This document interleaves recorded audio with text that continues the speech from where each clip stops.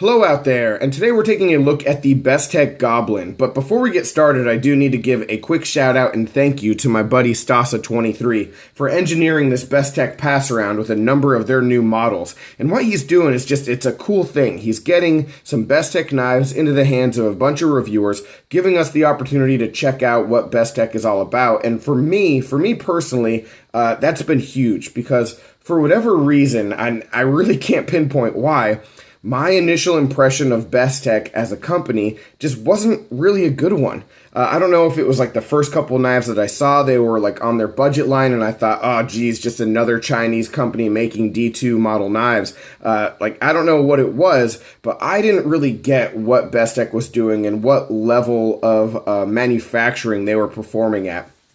And so being able to handle a knife like the Starfighter, which I reviewed a couple weeks ago, and being able to be at Blade Show and see some of their other models, and then getting a knife like this Goblin into my hands for a week to be able to carry and test out, it's been clutch. It's been just a really good opportunity for me, like I said. And so I'm very appreciative of that, and I'm impressed with what Bestech is doing.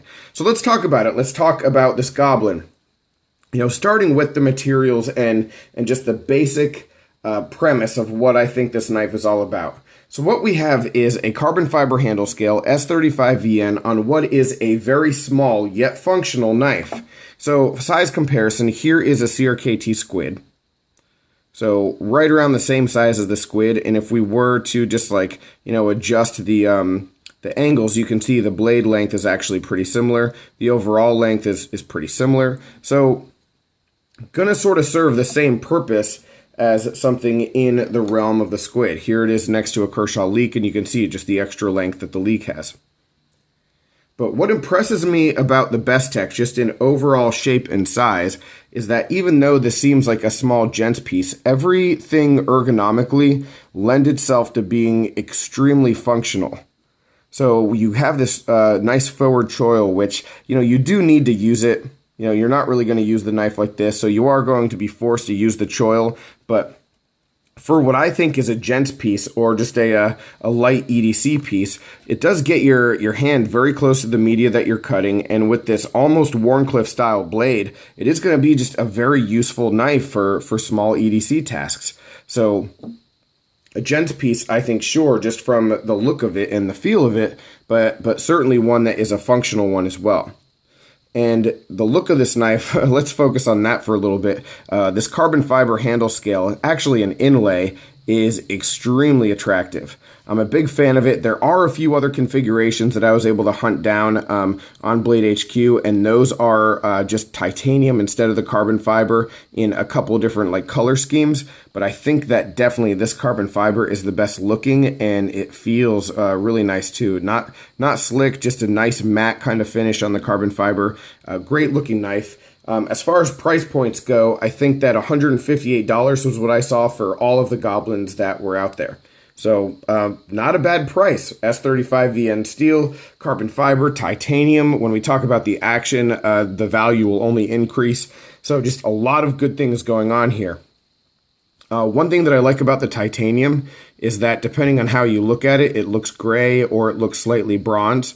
And that's just the way the color hits it. And so it's got this two-tone kind of look. So again, visually, another big positive. One thing for Bestech that has been a talking point has been just the fact that they print in a blocky, unattractive kind of font the name of the knife, right there on the flat. And depending on what the model is, let me see if I have that paladin nearby. And I probably don't, just because I need it. So yeah, of course. But oh, here it is. So one thing that you'll see on a lot of their knives is, just right here, the Bestech Paladin, just sort of printed in this blocky, unattractive font. There's been a lot of talk lately about how hopefully that could change. And what I will say is on this knife, it's actually sort of centered, and it sort of looks like it should be there. And it doesn't bother me. Some of the other ones, like the Starfighter and on the Paladin, not really a huge fan of that, but here, it just sort of works. It's okay.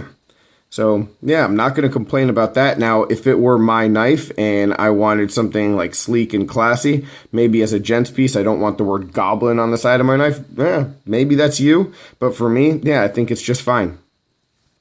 One other thing when we're talking about the blade, one thing to focus on is just the amount of jimping that we have here. And the jimping is a great way to just emphasize that a number of extra steps look to be taken just in the course of all the milling that's done, and all the just extra details that I think are taken when it comes to this knife. And what I mean by that with the jimping is that there's a lot of it. It is very functional. I mean, you can see from here just how nicely formulated that jimping is.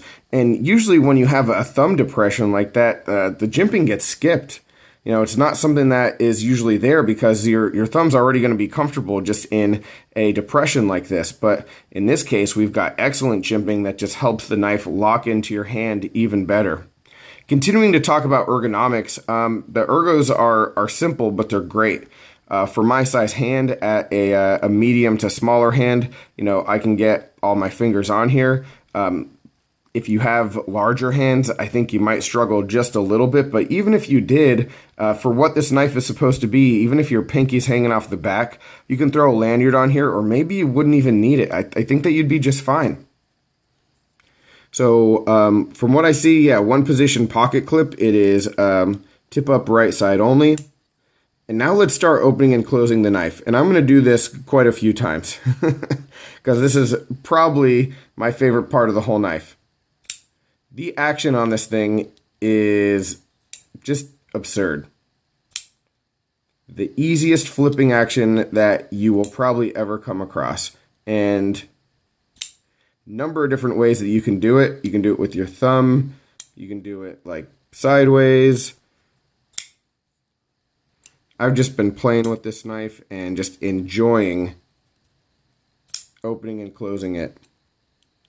It's super smooth. It doesn't drop shut, but I mean, it just has a really nice snappy action. And for some reason, yeah, I like doing it with the thumb, just holding on to the clip and opening it with the thumb. Yeah, it's just a fun knife to just fiddle with and open and close. The D10 is just perfect. And then the lockup, for me, excellent. Zero issue there. So functionally, I mean, the knife is definitely on point. Now, as far as recommendations and competitive options, this is all going to come down to preference. What I've started to move away from in my collection is having expensive knives. And I mean, for my purposes, I consider this a somewhat expensive knife. I've tried to move away from having knives in this price point that are so small, because I don't usually carry knives that are this small as my primary EDC. They'll be a backup, or they'll be just a situational knife. And so I'll always go with something like this, even if it's not the carbon fiber version, just a basic squid, something in the $15 to $20 or $30 range, instead of something that's $170 or $158 as this is. If I'm going to carry a $158 knife, it's going to be my primary EDC, and I'll go with something, see what I have here, something like this, if I'm going to spend that much money. That's me personally, but I know that there are plenty of people out there with limitations as to what they can carry, or how big a knife they can carry, or what they're able to do. And maybe some people that just like smaller knives. For a long time, I loved smaller knives, and this might have been, something of a grail for me a couple years ago. So things change and tastes evolve, and I think at this point for me, it's not necessarily something that I would purchase and keep for myself. And I know that it is hypocritical, because I'm constantly saying, when I see a knife like this, man, I would love to see that with better materials, or I see a knife like this. This is the best example. Man, I would love to see this in better materials. I'd spend the extra money on it. And now that I have a knife in front of me that has those materials, I'm saying, man, we should get a cheaper version of that. But I think that if Bestech were to do something like that, and maybe give this design the D2 kind of treatment that they have, and give it to us in the $40 to $50 range, they would definitely be able to expand their clientele and get the design, which is an excellent design, into a lot more people's hands, just depending on what we had as preferences. So that would be my recommendation. But I think that, yeah, if you are looking for a knife in this category, this is a good price for the quality of the piece that we have here.